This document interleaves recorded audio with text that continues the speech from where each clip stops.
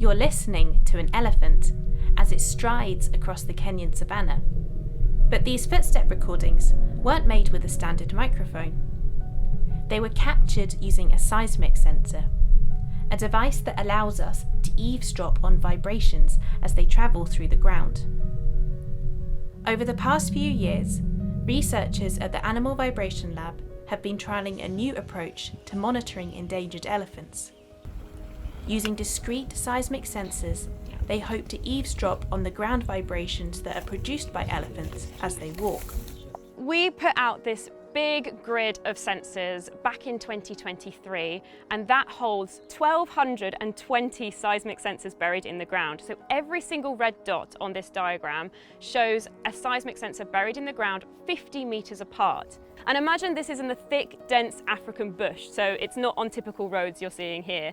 So it's quite a big effort, but it means that we can get very, very detailed sensor data, which means we can track animals over many kilometers, potentially using this method of seismic vibrations, and therefore we can aid conservation strategies. So for example, we can say, okay, there's an elephant coming from far away, we can warn local people or villagers that there might be an elephant, and it reduces elephant-human conflict.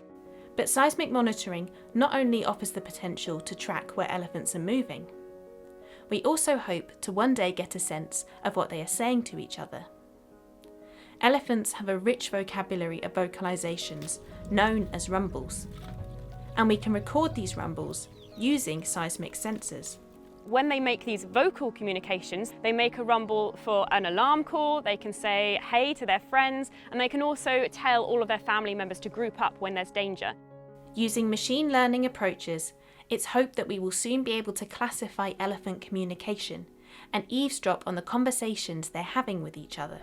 These seismic sensors detect vibrations continuously, which means that we have several months of vibration data.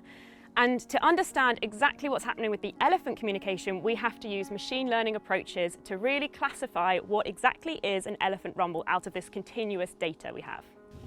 But it's not only elephant activity that researchers are trying to record and classify.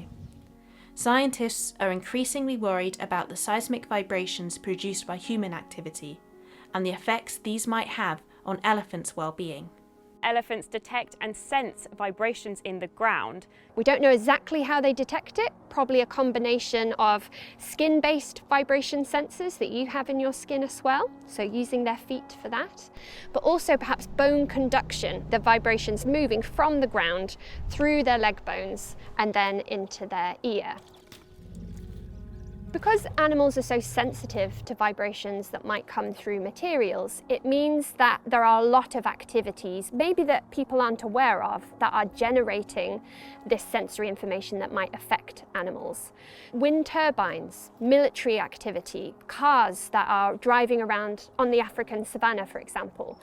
Thinking about our work with elephants, what we've been able to show is that they respond to human-generated vibrations through the ground, and they respond to it in a way that they associate with risk.